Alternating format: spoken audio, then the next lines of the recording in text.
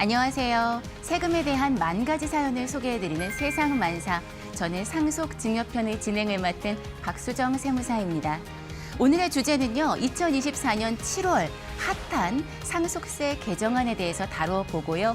관련 상담을 진행하고자 합니다. 오늘은 내가 상속받은 자산이 있다면이라는 주제로 조금 더 가벼운 주제로 분위기로 진행하도록 하겠습니다. 오늘 즐거운 상속의 세계로 인도해 주실 두 분 전문가 소개해 드릴게요.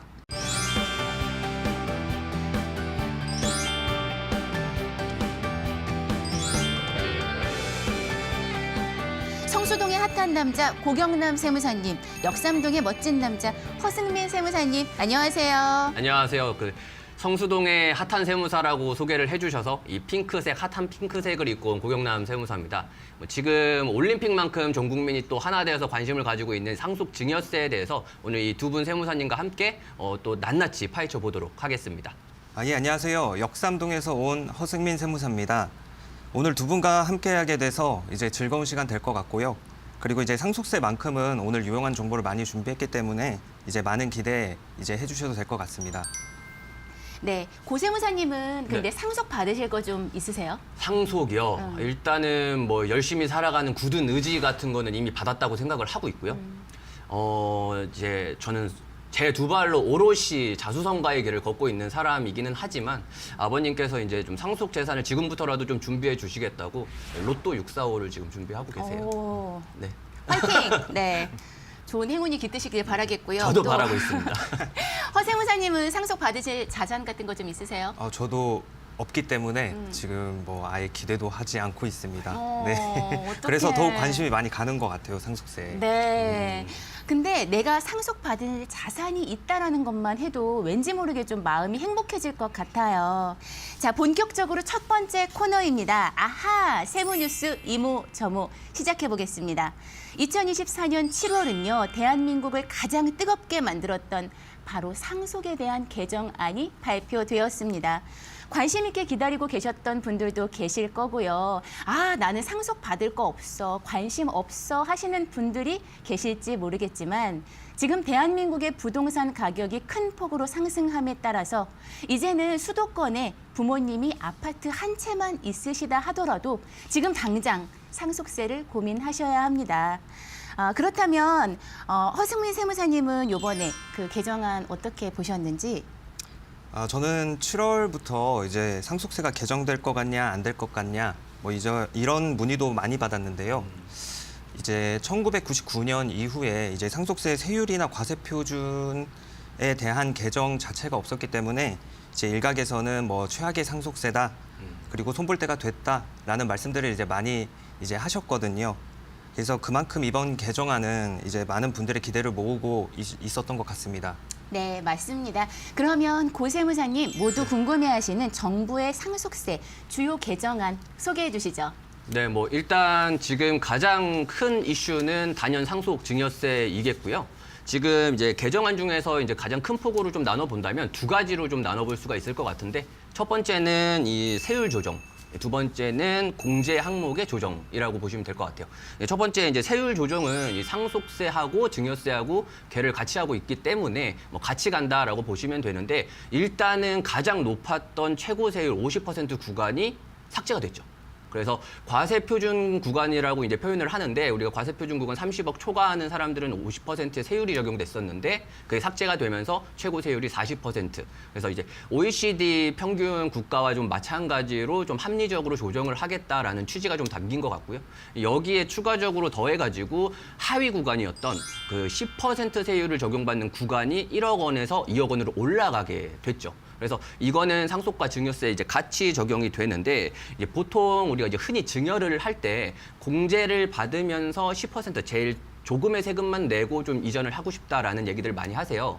그래서 5천만 원 성인인 자녀 같은 경우에는 5천만 원까지 이제 증여 공제를 받다 보니까 1억 5천만 원을 증여를 하게 되면 이제 세금 딱 1천만 원 납부하고 자녀한테 1억 4천만 원을 이전할 수 있었던 부분이 있었죠. 그래서 많이들 이제 증여를 할 때는 그렇게 좀 선택을 하셨었는데, 지금 이게 이제 공제가 됐다라고 하면 10% 구간, 낮은 세율 구간을 적용받을 수 있는 부분이 2억 원까지 올라가니까 사실은 이제 2억 5천까지를 증여를 하고 10%에 해당하는 뭐 2천만 원의 세금만 내면 2억 3천만 원을 그대로 자녀에게 이전할 수 있다라는 부분을 좀 보시면 될 것 같고, 예를 들어서 자녀가 결혼을 한다라고 하면 2024년부터 이제 시행이 됐죠. 이제 혼인증여재산 공제라고 해서 1억 원을 추가로 세금 없이 줄 수 있잖아요. 이렇게 되면 3억 3천만 원까지 또 2천만 원의 세금으로만 줄 수 있고, 양가가 만약 합쳐졌다 그러면 6억 6천만 원 결혼할 수 있겠죠.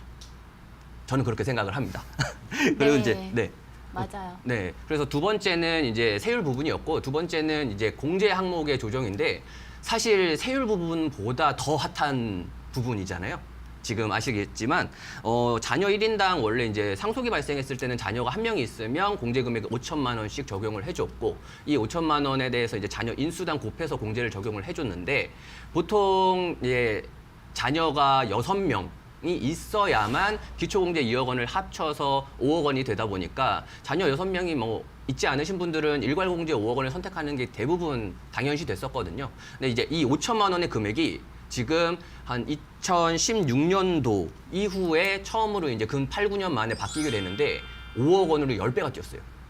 그러니까 자녀 한 명만 있어도 5억 원의 공제가 바로 적용이 되고, 여기에 기초공제를 더해주면 7억 원까지 공제가 되는 거죠. 그래서 이 공제가 적용이 되게 되면, 지금 이제 아까 전에도 박 세무사님이 말씀을 해주셨는데, 서울에 집 한 채만 있어도 상속세를 내야 되는 시기다.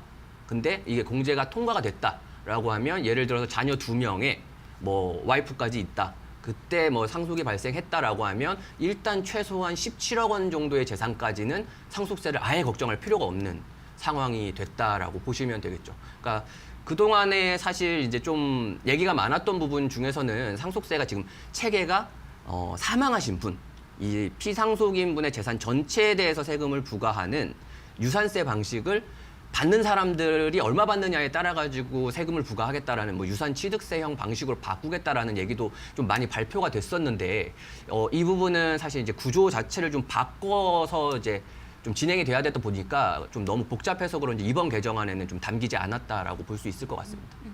네. 네, 세법에 관심이 없으셨던 분들도요, 이번 개정안에 대해서 한 번쯤 들어보셨을 거예요. 뭐니 해도 이번 상속세 개편의 최대 화두는 방금 말씀해 주신 것처럼 유산 과세 방식에서 과연 유산 취득 방식으로 전환이 될 것인가 하는 방법, 그런 부분이었어요. 말을 좀 더 풀어보면은요, 유산 과세형이라고 하는 거는 뭐냐면 부모님으로부터 받은 상속 재산 자체에 대해서 과세를 하는 거예요. 그렇게 해서 산출된 상속세액을 상속 재산을 받는 상속인들이 각자의 지분대로 상속세를 부담하는 건데요. 그런데 이제 우리는 동그란 케이크를 쉽게 생각을 해보시면 돼요. 그게 10억이든 100억이든 간에 상속 재산가액을 기준으로 상속세를 산출하다 보니까 아무래도 상대적으로 덩어리가 큰 상속 재산에 대해서 상대적으로 더 높은 상속세율이 부과가 될 수밖에 없거든요. 그래서 이러한 상속세 과세 표준이 30억 원만 초과해도 상속세 세율은 50%를 적용을 받습니다. 상속세를 미리미리 대비하고자 하는 상담하시는 분들한테 이렇게 설명을 50%라고 말씀을 드리면 좀 잘 와닿지 않는 그런 표정을 지으세요. 그래서 상속세 과세 표준 30억 기준으로 50% 세율을 적용하면 납부세액만 10억이 나옵니다라고 말씀을 드리면 그제서야 이제 깜짝 놀라셔가지고 상속세를 부랴부랴 준비를 하시게 되죠. 이러한 유산 과세 방식이 아니라 상속인들 개인이 각각 취득하는 유산 취득 방식으로 과세를 하게 되면은요, 쉽게 조각 케이크를 생각을 해보시면 돼요. 훨씬 더 과세 표준의 덩어리가 작아지기 때문에 상대적으로 더 낮은 세율을 적용받으실 수가 있는 거예요. 저는 근데 이게 가까운 시일 내에는 전환이 되기가 쉽지 않겠다라고 생각이 들어요. 지금 재정 적자가 점점 더 심각해지고 있잖아요. 현장에서 사업자분들이 느끼시는 코로나 여파라는 게 아직도 남아있고요. 고물가 그리고 인건비 이런 부분으로 저희도 뭐 법인세, 부가세, 소득세 신고를 하지만 사실 녹록치 않음을 느끼고 있어요. 실제로 기획재정부 자료에 의하면 2023년도 대비해 2024년도에 법인세 세수가 줄어들어서 재정 적자가 22조 원이 증가를 했다라고 해요. 게다가 지금 전국민 25만 원 지원법까지 나왔죠. 이렇게 국가 세수는 줄어드는데 복지 지출은 증가되는 이런 상황에서 상속세마저 유산 취득형으로 전환이 되기는 쉽지 않지 않을까 생각이 드는데요. 허 세무사님은 이번에 상속세 개정안 어떻게 보셨어요? 아, 예. 뭐 고세무사님이 전문적인 말씀도 많이 해주셨는데 저는 이제 사회적인 면에서 좀 느낀 바가 많습니다. 그래서 이번 개정안은 이제 추후 이제 본회 통과 여부까지도 이렇게 지켜봐야겠지만 이제 그거 외에도 이제 박 세무사님이 말씀하신 것처럼 이제 유산 취득세나 그리고 자본 취득세 그리고 상속세 잔여 공제를 상향하는 것 외에도 이제 기본 공제를 이제 5억 원에서 10억 원까지 이제 늘리자는 주장 그리고 이제 요런 이제 새로운 논의나 그리고 법안 발의가 상당히 많이 이루어지고 있는 상황이라서 이제 그런 면들이 이제 좀 조심스럽기도 하고요. 또 이제 개정안에 대한 감세 효과가 이제 대부분이 이제 상속세에서 일어났다는 점이 조금 이제 놀라운 점이라고 생각을 하는데요. 2021년에 이제 상속 증여재산 가액이 사상 처음으로 이제 100조 원을 넘어섰거든요. 물론 이제 우리나라 최대 기업에서 이제 상속이 일어났다는 점 때문에 이제 그런 부분도 있긴 하지만 이렇게 이제 과거서부터 이렇게 지속돼 온 저희 이제 상속증여세 결정세액의 증가 폭으로 봤을 때는 상속세 그 세율 개편 그 자체가 이 사회 흐름을 고려했을 때는 그래도 이제 큰 폭의 변화라고 생각을 합니다. 이러한 개정안에 대한 정부 각처의 노력과 우리 국민들의 지속적인 관심만이 상속세 개정에 한 발짝 더 가까이 다가갈 수 있는 지름길이라고 봅니다. 저는 그 지속적인 관심 부분에 말씀을 해주셔가지고 전 국민 25만 원 지원법은 통과 가능성이 있을까요? 아, 글쎄요.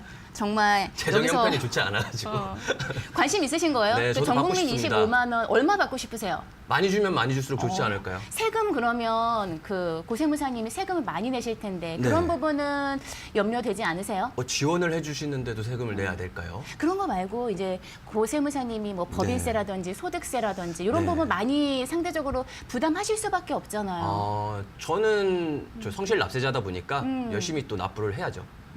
나라의 복지를 위해서. 허세무사님은 어떠세요? 25만 원 지원법 지원 받고 싶으세요? 어떻게 보면 이게 모든 게 맞물려 있잖아요. 이제 세금을 더 많이 걷어들이는 것, 그리고 지원을 받는 것, 이게 이제 나라 예산에서 얽혀져 있는데 또 한편으로 받는 건 좋긴 하지만 또 내는 게 많아지면 또 싫은 부분도 있는 것 같습니다. 저는. 생각이 짧았네요. 저는 받으면 또 물가가 또 그만큼 또 상승하지 않을까 싶어서 이게 받으나 안 받으나 하면 저는 그냥 안 받고 싶은데요. 네, 다 이렇게 의견이 다르신 것 같아요. 맞습니다. 네, 제 주변에서 보면은요, 세무사로서의 어떤 그 상담가들을 완전히 제외하고 제 순수 지인들도 이렇게 생각을 하세요. 지금이라도 세법을 공부를 해야 된다. 그래야 돈을 벌 수 있다라고 생각을 하시는데요. 저는 이 말이 어떤 측면에서는 맞다고 생각을 해요. 하지만 세무서에서 세금 추징 사례를 한번 겪어보면은요, 이게 세금을 조금 알아서 돈을 벌고 안 벌고의 문제가 아니라 정신적인 스트레스가 어마어마해요. 보통 추징이 일어나면 뭐 몇백만 원 단위부터 억 단위까지 추징이 일어나는데 사실 이러한 자금을 우리가 통장에 넣어놓고 살지는 않잖아요. 뭐 통장에 있다 하더라도 내가 다른 쪽으로 계획하고 있는 자금일 수 있잖아요. 그렇다면 이 세금을 당장 어떻게 마련을 할 것인가 이런 부분에서 예상치 못한 부분에서 스트레스를 굉장히 많이 받으시는데요. 상속과 관련해서는 어떤 세금 추징이 있는지 어떤 부분을 세무사와 미리미리 준비하고 대비하셔야 하는지 이번 코너에서는 세금 추징 사례를 소개해 드릴게요. 허승민 세무사의 7분 강의 같이 보시죠. 안녕하세요. 허승민 세무사입니다. 먼저 추징 사례에 앞서서 상속세 과세 체계부터 말씀드리겠습니다. 상속세의 경우에는 신고로 세액이 확정되는 것이 아니라 정부의 결정에 따라 확정되는 세목이라는 점이 중요합니다. 상속세는 상속 개시일이 속하는 달의 말일로부터 6개월 이내에 신고 납부하여야 하고 상속세 결정 기간 내에 세액을 결정하게 됩니다. 상속세 결정 기간은 신고 기한 이후 9개월 이내입니다. 국세청에서는 이 결정 기간 내에 통상 100일의 시간 동안 세무조사를 통해 신고 내용을 면밀히 검토하므로 거액의 상속세를 납부하고도 이런 세금의 추징이 빈번하게 발생하는 것입니다. 대부분의 상속인들은 피상속인 분께서 사망을 하면 고인의 장례 절차를 마무리한 다음에 상속 재산을 파악하시게 됩니다. 그리고 나서 고인의 유품 정리나 세금 공과금, 각종 등기 등으로 굉장히 바쁜 일정을 보내시게 되는데요. 이 과정에서 대부분의 상속인 분들이 사망 당시 보유 중인 피상속인의 재산을 조회하기 때문에 상속세를 가늠하여 상속세를 준비하시는 경우가 많습니다. 그러나 상속세 과세 대상 자산은 본래 재산 외에도 간주 상속 재산과 추정 상속 재산이라는 개념이 중요합니다. 여기에 상속 개시일 전 10년 이내 상속인에게 증여한 재산과 5년 이내 상속인이 아닌 자에게 증여한 재산, 즉 사전증여 재산을 합산하고 그리고 공과금, 장례비용, 채무 등을 공제하여 최종적인 상속세 과세 표준이 됩니다. 그리고 실제로 상속세를 신고하는 과정에서 상속인분들이 많이 관가하여 세무조사로 추징되는 부분이 바로 간주상속재산과 추정상속재산입니다. 뿐만 아니라 피상속인이 재산을 매매하는 과정에서 사망하시는 경우도 있는데요. 그런 과정이 있는 경우에는 상속재산이 누락되거나 과다하게 포함되실 수도 있기 때문에 주의하셔야 됩니다. 상속재산이나 간주상속재산이나 추정상속재산 그리고 사전증여재산 같은 경우에는 상속인의 재산으로 남아있지 않은 재산이기 때문에 상속인 분들께서 더욱 유의하셔서 파악하셔야 될 필요가 있습니다. 간주상속재산은 본래 상속재산이 아니지만 그 실질에 따라 상속재산으로 간주하는 것으로서 보험금, 신탁재산, 그리고 퇴직금 등이 있습니다. 상속세 및 증여세법에서는 피상속인에게 지급될 퇴직금이나 퇴직수당, 공로금, 연금 또는 이와 유사한 것으로서 피상속인의 사망으로 인해서 지급이 되는 경우에는 그 금액을 상속재산으로 간주하게 됩니다. 일반적으로 상속세 신고에서 퇴직금을 누락하여 신고하는 경우는 많이 없지만 그럼에도 불구하고 세무조사 대상이 되는 경우에는 임원퇴직금인 경우가 많습니다. 임원퇴직금은 근로자의 퇴직금과 달리 임원이 추가적으로 받는 보수의 성격으로 정관 등의 규정에 따라 지급 의무가 발생합니다. 따라서 고인의 의사에 따라 주주총회 결의를 통해 지급하지 않은 퇴직금은 상속재산에 포함되지 않습니다만 고인의 사망으로 퇴직금이 지급이 확정된 상태에서 유족분들이 지급받지 않기로 하신 경우에는 퇴직금을 상속받은 유족이 회사에 증여한 것으로 보게 됩니다.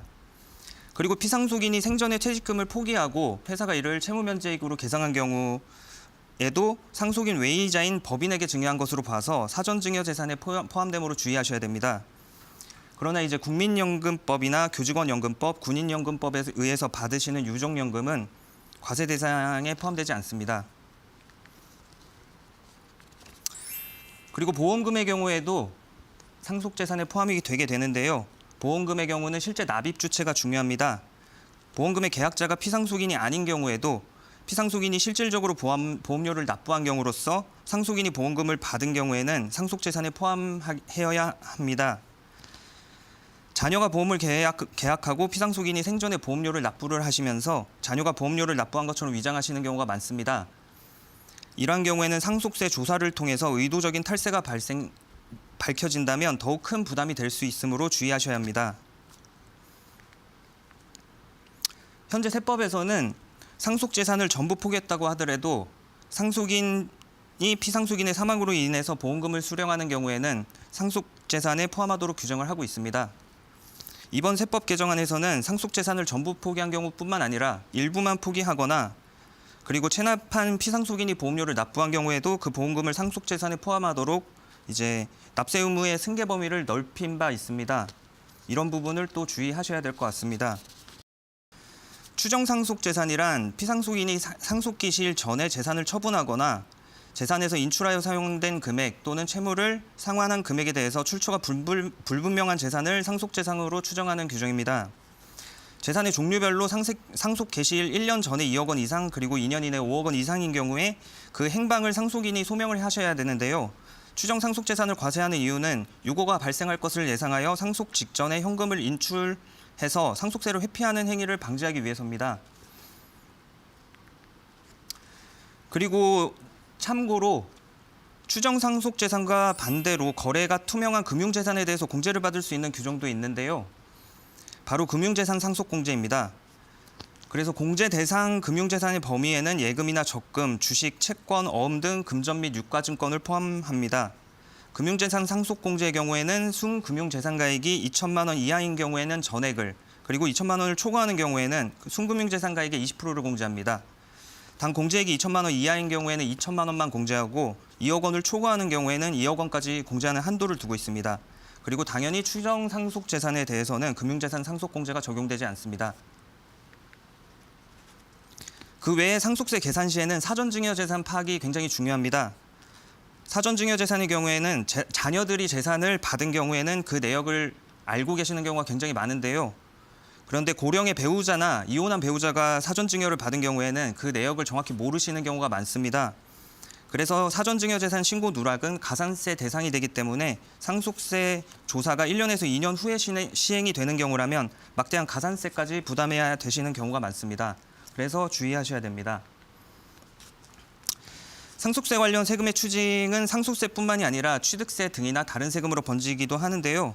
가장 최근에 이제 기획조사로 부동산과 관련해서 취득세 미신고 사례 1,700건 가량을 적발해서 지방세 75억 원을 추징한 일이 있었습니다. 주요 추징 사례를 보면 피상속인이 부동산을 매도하면서 잔금 지급일 이전에 사망을 함에 따라 상속인을 건너뛰어 매수자로 바로 등기하고 취득세를 납부하시지 않은 경우가 있었습니다. 이 경우에는 부동산 가액 전체를 시가로 하고 피상속인이 납부하셨던 계약금과 중도금은 차감한 금액을 상속재산에 포함하셔야 됩니다. 즉, 이 상속인분들이 피상속인이 매매 중인 자산을 상속으로 취득을 하고 양도한 게 되기 때문에 상속세, 취득세, 양도세까지 부담을 하셔야 됩니다. 또 분할한 상속재산을 신고기한 이후에 재분할하는 경우도 있습니다. 그런 경우에는 상속인들의 최초 분할을 넘어서는 재분할 대상에 대해서는 증여를 한 것으로 보아서 증여세를 납부하셔야 됩니다. 이 경우에도 취득세를 납부하지 않는 경우가 있기 때문에 조심하셔야 됩니다. 상속세는 복잡하고 까다로운 세금입니다. 그 상속세 납세 과정에서 고인의 재산은 사망 이전의 삶까지도 추적을 당하시게 되는데요. 고인의 명복과 가족의 평화를 위해서 생존의 상속을 고려한 면밀한 계획을 세우시는 것이 꼭 필요할 것 같습니다. 감사합니다. 이번에 나온 정부의 세법 개정안 어떻게 보십니까? 이번 세법 개정안의 핵심 화두는 바로 상속세죠. 세법 개정안이 나온 직후 한국세무사회도 논평을 발표했습니다. 이번 상속세 주요 개정에 대한 그 평가들 저와 함께 짚어보시죠. 첫 번째, 상속세 세율입니다. 정부는 상속세 세율을 상속세 과세 표준 30억 원을 초과하는 부분에 대해서 상속세율을 50%에서 40%로 인하했습니다. 여기서 우리가 제일 주의 깊게 봐야 할 부분은요. 상속세 과세 표준이 가장 많은 구간에서의 세율이 인하되었다라고 하는 점입니다. 나머지 구간은요, 보시면 거의 다 동일합니다. 물론 상속세 과세 표준, 기존의 1억 원 이하에서 상속세 세율 10%를 적용하던 부분을 이제 개정안에 의하면 상속세 과세 표준 2억 원 이하까지 상속세율 10%를 적용하는 것으로 과세 표준이 약간 더 확대되었지만 그래도 최고 세율 인하에 비하면 정말 미미한 수준이죠. 이렇게 최고 세율 구간을 인하를 할 경우에는요, 과세 표준 30억 원을 초과하는 그 고액 자산가 2,400명에게 매년 1조 8천억 원의 절세 효과를 가져다 준다라고 합니다. 이거는 역대급 감세 개정안이고요. 정부 발표에 따르면 실제 감세 규모는 앞으로 5년간 18조 원에 육박할 것이라고 합니다. 지금 국가 재정이 어떻습니까? 2024년 5월을 기준으로 재정 적자가 74조 원을 넘어섰습니다. 올해 말까지 하면 재정 적자가 100조 원을 넘어설 것이라고 전문가들은 예상하고 있습니다. 상속세가 감세되면 이를 대체할 만한 세수가 확보가 되어야 하는데요. 어디서 세수가 확보가 되겠어요? 결국은 부자 감세로 인한 세수 감소를 다른 세대나 또 다른 종류의 소득에 전가시키는 일은 없어야 하겠습니다. 상속세는 예전에는 부자들이 내는 세금으로 우리가 인식하고 있었다면 이제는 중산층까지 확대되고 있습니다. 수도권의 아파트 한 채만 가지고 있어도 벌써 시가가 10억이 넘어가기 때문인데요. 상속세 개정안에서 최고 세율만 인하를 하고 그리고 자녀 공제를 확대한 것만으로는 중산층을 위한 세금 부담 완화라고 할 수는 없겠죠. 고액을 상속받는 자산가들을 위한 상속세 인하가 아니라 집값 상승으로 집 한 채라도 있는 중산층 상속 부담하는 분들의 그 부담을 줄이기 위한 개편안이 더욱 시급한 시점입니다. 이에 세무사회는 고액 상속자 2,400명만 세율 인하의 혜택을 받지 말고 하후 상박으로 상속세를 조정해서 중산층까지 확대되고 있는 상속세 납세자 편입과 부담을 축소시킬 것을 제안했습니다. 두 번째입니다. 자녀 공제를 1인당 5천만 원에서 5억 원까지 획기적으로 확대시켰습니다. 이러한 효과로 인해서 배우자 1인과 자녀 2인을 기준으로 17억 정도 상속 공제 효과를 보실 수가 있는데요. 현행 세법과 한번 비교를 해볼게요. 현행 자녀 공제가 규정은 존재하지만 실질적으로 자녀 공제가 활용도는 많이 떨어집니다. 왜 그런지 살펴볼게요. 현행은 자녀 공제가 한 명당 5천만 원씩 만약에 2명이 적용이 된다 한다면 기초 공제 2억, 자녀 공제 1억, 그리고 배우자 공제 5억까지 8억 상속 공제를 받으실 수가 있는데요. 대부분 이걸 선택하지 않으시고 일괄 공제를 선택하시게 되면 일괄 공제 5억, 배우자 5억, 총 10억 원의 공제 받으실 수 있기 때문에 훨씬 더 공제 효과가 큽니다. 이러한 이유로 현행 세법에서는 자녀 공제의 실질적인 활용도가 굉장히 낮은 편이고요. 이번 개정안으로 한번 살펴보면은요, 이번 개정안에서는 자녀 공제가 1인당 5억입니다. 5억 원씩 2명이 적용되면 10억이고요. 기초 공제 2억과 배우자 공제 5억을 적용하시면 17억 원 상속 공제 효과를 보실 수 있으세요. 당연히 일반적으로 적용하시는 이 일괄 공제, 10억 원 공제보다 훨씬 더 공제 금액이 크기 때문에 앞으로 이렇게 상속세가 개정이 된다면 상속세에서 자녀 공제의 활용도가 훨씬 더 높아질 것으로 보고 있습니다.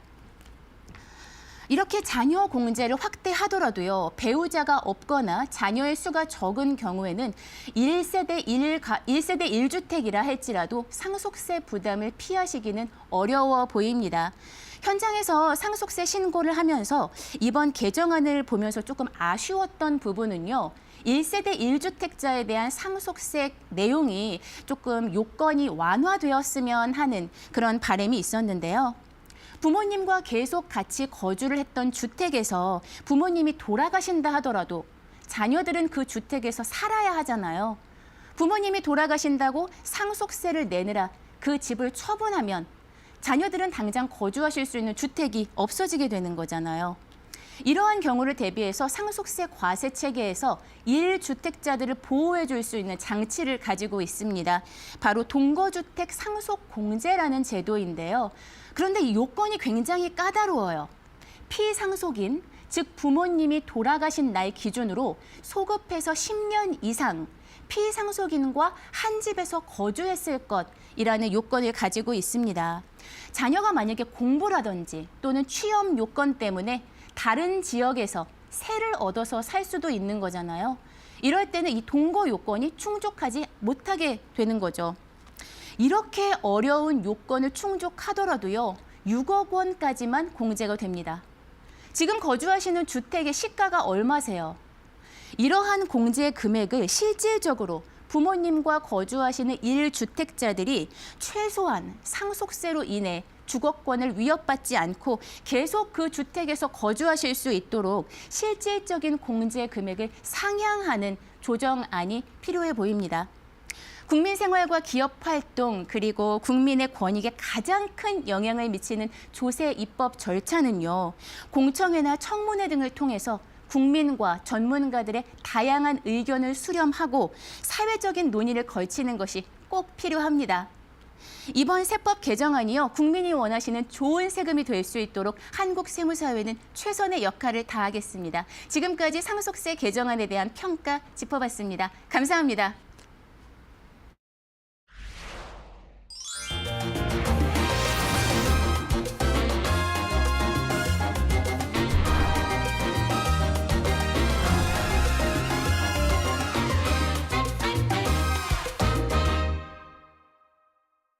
이번 시간에는 방송 시청자분들이 평상시 궁금해하셨던 상속세, 증여세 관련해서 세금 상담 코너를 준비했습니다. 첫 번째 사연 주신 분이 계세요. 얘기 한번 들어볼게요. 아버님이 돌아가셨는데 돌아가시기 전에 내연녀가 있었습니다. 상속세 신고를 하려고 과거 10년치 아버님 계좌를 떼어봤더니 매달 1,000만 원씩 내연녀에게 이체된 내역이 있는데요.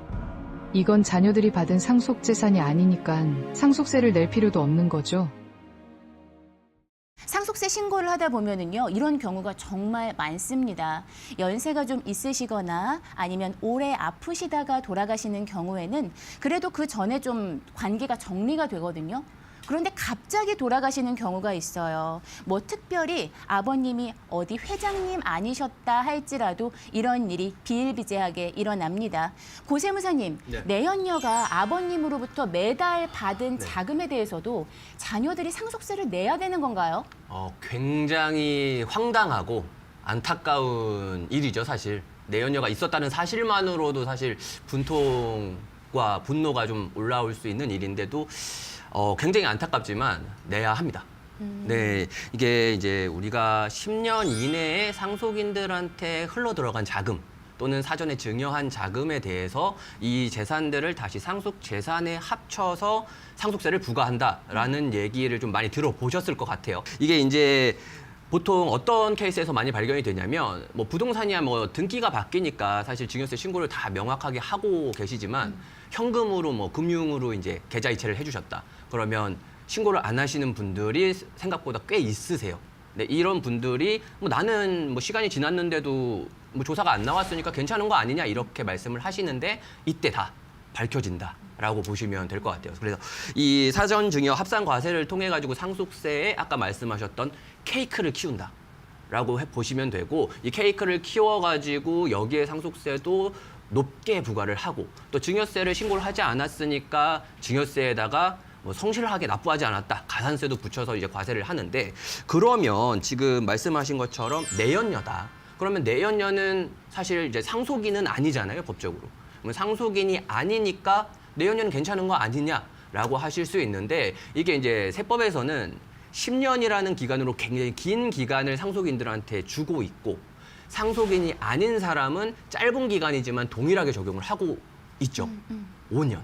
그래서 5년 동안에 증여한 재산들을 상속재산에 다시 합쳐가지고 이제 계산을 하게 되어 있는데 이제 내연녀한테 흘러들어간 자금이 무상으로 갔으니까 공짜로 갔으니까 내연녀는 사실 이제 공짜로 아무런 대가 없이 받았잖아요.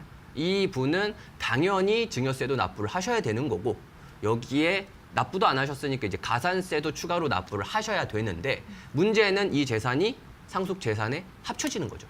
그럼 상속재산에 합쳐졌는데 이 상속재산을 사실 상속인들끼리만 나눠 가졌다. 내연녀가 뭐 받은 건 없다. 기존에 이제 예를 들어서 이제 남으로부터 받은 재산만 있었다라고 한다면 이렇게 되면은 이제 이분은 상속재산을 받은 건 없기 때문에 상속세 납부하실 필요는 없으세요. 의무가 없어. 그러면 누가 납부하냐? 이 합쳐져 가지고 더 커진 상속세를 누가 납부하냐? 상속인들이 납부를 해야만 하는 구조가 되는 거죠. 사실 이제 조사받을 때 이거를 몰랐던 분들도 많이 계시고 모든 걸 다 알 수는 없기 때문에 가끔씩 발생하는 케이스이긴 한데 들으면 사실 많이 안타까운 사연이죠. 저는 그렇게 생각합니다. 네, 정말 안타깝습니다. 세금도 세금인데요. 세금 외적으로 이런 경우에는 보통 내연녀가 살아생전에 아버님이 나한테 뭘 주기로 약속을 했다라고 하면서 연금이 됐든 부동산이 됐든 전세 자금이 됐든 뭐라도 내놔라 하고 자녀들이 일상생활로 복귀할 수 없을 정도로 끈질기게 연락을 해오더라고요. 자녀분들은요, 단순히 금전적인 피해보다도요, 이런 이야기 자체를 꺼내는 것을 굉장히 수치스럽게 생각을 하세요. 상속세를 신고한다 그러면 세무사에게는 뭐든지 다 얘기를 해주셔야 돼요. 과거 증여로 볼 수 있는 아버님의 자산 이전 내역이라든지 아니면 아버님의 부동산 처분 내역 또는 아버님 명의의 신용카드를 사용한 내역 등 나의 모든 기억을 총망라해서 모든 걸 다 세무사한테 말씀을 해주셔야 돼요. 우스갯소리로 아버님 댁에 밥숟가락이 몇 개가 있었는지까지 말씀을 해주셔야 하는데요.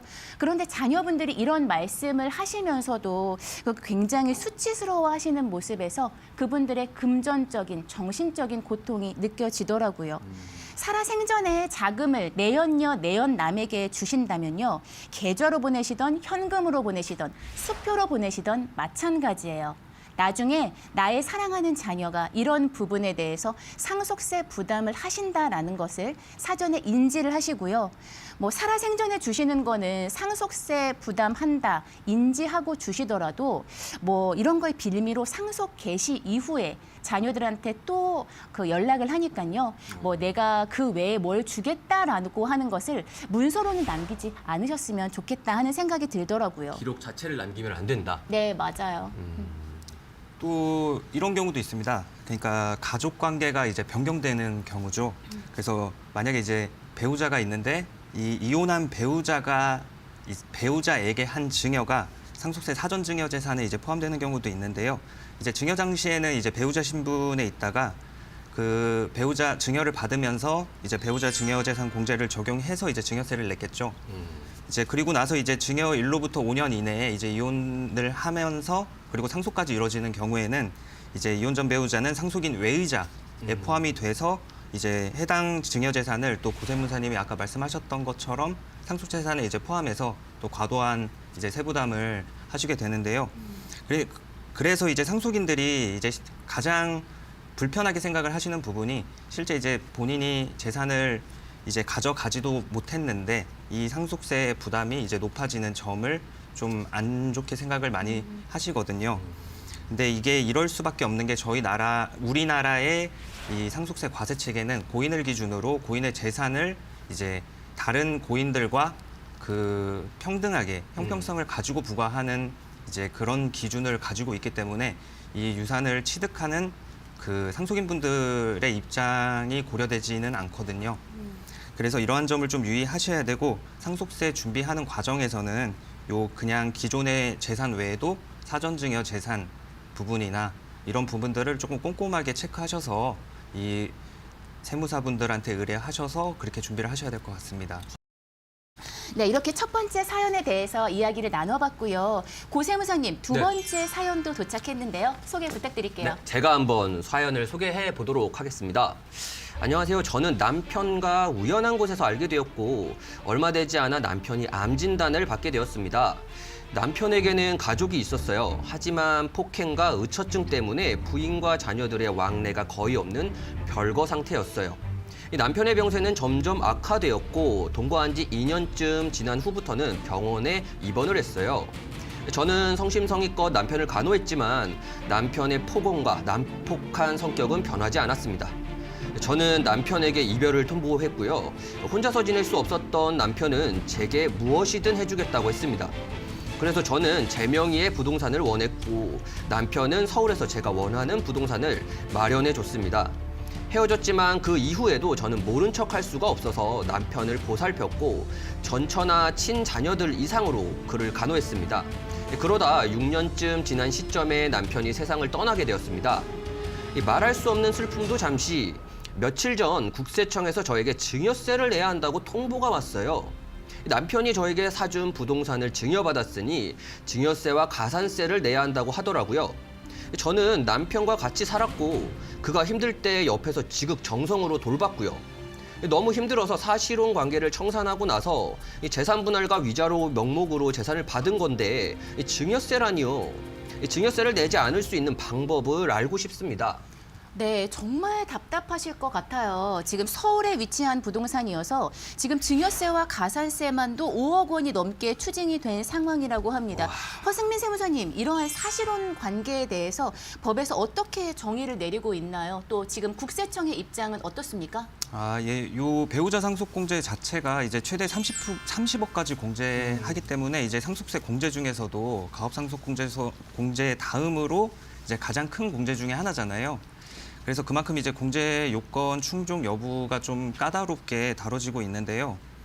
이제 배우자 증여 재산 공제에서 이제 가장 기본적으로 충족해야 하는 것은 이제 그 지위에 대한 요건이거든요. 그래서 법률론하고는 조금 다르게 사실혼 같은 경우에는 이제 법문의 규정을 조금 엄격하게 해석을 하고 있어요. 이제 상속세 및 증여세법의 기본 통칙에서는 증여재산 공제와 관련해서 배우자에 대해서는 이제 민법상의 혼인으로 인정되는 혼인 관계만을 이제 배우자라고 말한다고 이제 되어 있고, 그리고 이제 민법에서는 혼인은 이제 가족관계 등록에 관한 법률에서 정한 바에 따라서 신고함으로써 이제 효력이 생긴다고 하고 있기 때문에 이제 상증세법상 증여재산공제에서 말하는 배우자는 이 민법을 근거로 이제 하고 있는 거죠. 그래서 이제 혼인신고한 배우자로 한정한다는 것이 이제 국세청의 입장입니다. 네, 사실 우리 주변에서 이런 사실혼 관계를 많이 볼 수가 있습니다. 우리가 이 이슈에서 중점적으로 주목해서 봐야 할 거는 뭐냐면 법률 혼이냐 사실 혼이냐에 따른 세법상의 관점 차이가 존재한다라는 부분인데요. 이게 우리 부모님 세대에서는 자녀들이 독립해서 이제 혼자 살게 되시면 연세도 있으시고 하다 보니 이런 관계가 좀 형성이 되는 것 같고요. 젊은 세대들에서도 요즘 딩크족이 많잖아요. 딩크족은 아이를 낳지 않겠다라고 하는 건데요. 아이를 낳지 않으면 굳이 혼인신고를 할 필요가 없지 않냐라고 해서 사실 이런 사실혼 관계로 유지를 하고 있는 새로운 가족의 형태로 보실 수도 있을 것 같아요. 그래서 이러한 이야기가 비단 우리 부모님 세대뿐만 아니라 젊은 세대에도 충분히 해당될 수 있는 이야기입니다.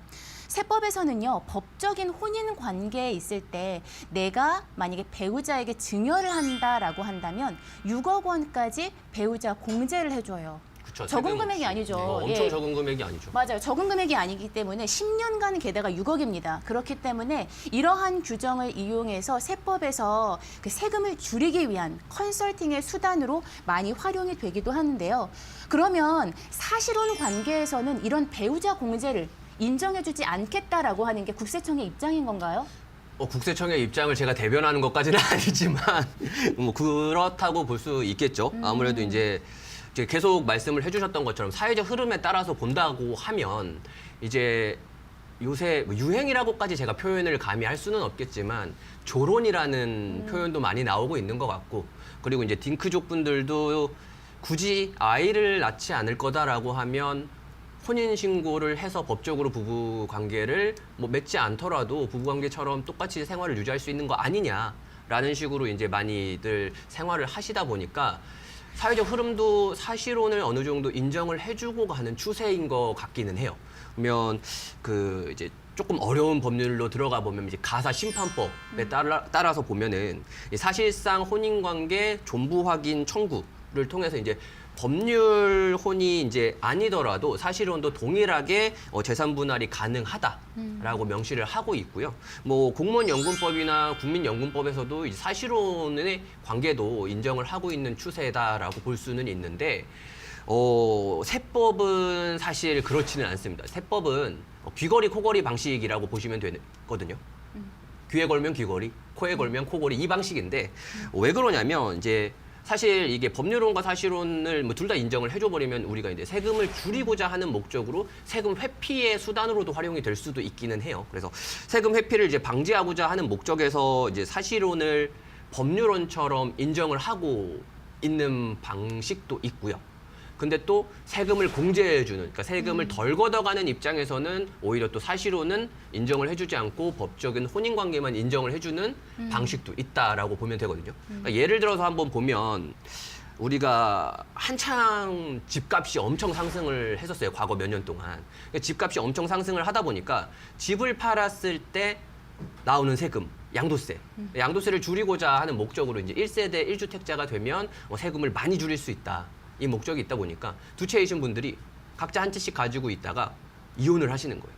자, 이혼을 하면 각자의 세대가 별도 세대가 되니까 이렇게 되면은 각자 세금을 줄일 수 있는 방식이 돼서 위장 이혼을 하시는 분들도 꽤 있으셨죠. 예, 그러다 보니까 이제 이거는 이혼을 한다 하더라도 사실상 같이 생활을 하고 사실혼과 동일한 생활 형태다라고 하면 뭐 이혼으로 인정을 해줄 수가 없다라고 이제 세법은 그렇게 표현을 하고 있고요. 근데 반대로 아까 이제 허세무 선생님이 말씀하셨던 것처럼 공제를 받을 수 있고 세금을 줄일 수 있는, 합법적으로 줄일 수 있는 이제 배우자 공제, 증여 공제나 상속 공제, 이 부분이 법률적으로 혼인이 아닌 관계에서, 사실혼 관계에서는 적용을 받을 수 없는 사례가 돼버리는 거죠. 아까 이제 사연처럼. 그러다 보니까 사실 약간 좀 이중적인 부분이 없지 않아 있다라고 개인적인 생각을 하고 있습니다. 네, 그러면 사실혼 관계에서 이렇게 증여 시에 배우자 공제는 현행세법상은 불가능하다라는 이야기이고요. 사연 주신 분은 그 사실혼 관계에서 사실 증여세를 줄이실 수 있는 부분은 없는 것으로 보입니다. 이런 갈등을 좀 해소하기 위해서 네. 그 피상속인, 그러니까 아버님이 됐든 부모님이 조금 현명하게 조금 기존의 사전 증여라든지 상속이라든지 이런 부분을 좀 신경을 써 주셨으면 좋겠어요. 그쵸. 고 세무사님, 어떻게 조금 재산을 분할을 해야 네. 가장 좀 얘기가 없을까요? 잘. 균등하게 아니면은 첫째나 아니면은 부모님을 부양하는 자녀들은 조금 많이 줘도 된다. 저는 지금 트렌드를 따지고 간다라고 하면 사실 부양의 의무, 부양에 대한 그 어떤 그 기여도가 상대적으로 높은 자녀에게 더 물려주실 수 있는 마음이 있으신 게 맞지 않을까라고 생각을 해요. 그러니까 사실 말씀하셨던 것처럼 이 유류분이라는 제도가 내 거 내놔라는 거잖아요. 근데 내 거가 내가 어떤 노력을 한 게 아니라 당연히 내 건 거예요. 그래서 내 거에 해당하는 거는 내놔라라고 소송을 하는 건데 이 부분에서 사실 뭐 내연녀도 그렇고 그리고 우리 상속인들인 가족 관계에서도 그렇고 상속세와 관련된 부분에서는 종종 많이 트러블이 많이 생기는 내용이거든요. 그러다 보니까 사실 지금은 유언을 했을 때 예를 들어서 이제 변호사 입회 하에 유언장을 정말 정식으로 잘 작성을 해놨다라고 하더라도 저희 셋 중에서 제가 제일 이쁜 거예요. 부모님이. 그래서 저한테만 다 주셨다 하더라도 법적인 권리가 있으신 거잖아요. 소송을 그렇죠. 청구를 해서 그렇죠. 가져가실 수. 그래서 소송하실 것 같아요. 그러니까 생겼죠. 소송을 가져가실 수가 있는데 이렇다 보면 아무래도 이제 더 예쁘고 더 자기한테 보필을 잘하는 사람을 더 많이 주고 싶다라고 하시면 생전에 좀 주시는 방향이나 또는 유언장 작성을 하실 때 이분들이 이제 소송을 청구하지 못하는 금액 정도의 부분만큼은 남겨놓고 네, 그 부분을 상대적으로 더 많이 가져갈 수 있게끔 뭐 작성을 하시면 소송에서 어차피 소송을 한다고 하더라도 더 가져갈 수 있는 부분은 없으니까 네. 괜찮지 않을까. 네, 그래서 좀 맞습니다. 그런 거를 좀 사전에 좀 준비를 하시는 방법도 굉장히 네. 도움이 되실 거다라고 네. 생각을 합니다. 네, 답변 감사합니다. 모든 종류의 세금은요, 내가 미리 예측할 수 있고 대비할 수 있고 그에 따라 나의 의사 선택도 어느 정도는 가능합니다. 그런데 상속은요, 그렇지가 않아요. 상속 시기를 내가 결정할 수가 없습니다. 지금 상속세 개정안이 활발하게 논의 중이기 때문에 올해 상속세를 신고해야 되는데 내년에 하겠다? 불가능하세요. 내가 비록 상속 시기는 결정할 수 없지만 상속세 납부세액은 그 세무사와 지속적인 상담을 통해서 얼마든지 조절하실 수 있는 부분이 존재합니다. 세무사를 알아두시는 것이 지혜입니다. 오늘 어떠셨나요? 너무 즐거웠고요. 또 두 분의 말씀을 듣다 보니까 제가 또 몰랐던 내용들 이런 것들도 다 종합적으로 제 지식도 풍부하게 해진 것 같고 또 많은 시청자분들께서도 여러 가지 부분에서 상속과 증여에 대한 내용을 쉽게 다가올 수 있는 시간이 아니었나 생각을 하고 있습니다. 허 세무사님 어떠셨어요? 참 얘기를 나눠보면서도 우리나라 세금 체계가 참 어려운 것 같아요. 그래서 이제 사연을 접할 때마다 안타까운 부분이 많으니까 이런 방송이나 그리고 소통을 통해서 이런 부분이 좀 많이 해결될 수 있는 계기가 됐으면 좋겠습니다. 대한민국에서 가장 쉬운 세금 얘기로 여러분들과 소통하고자 합니다. 내가 평상시에 이런 세금 얘기 너무 궁금했다 하시는 것들 샵 3772번으로 상세하게 사연 보내주시면 채택해서 저희가 방송에서 속 시원하게 풀어드리도록 하겠습니다. 지금까지 세상만사였습니다.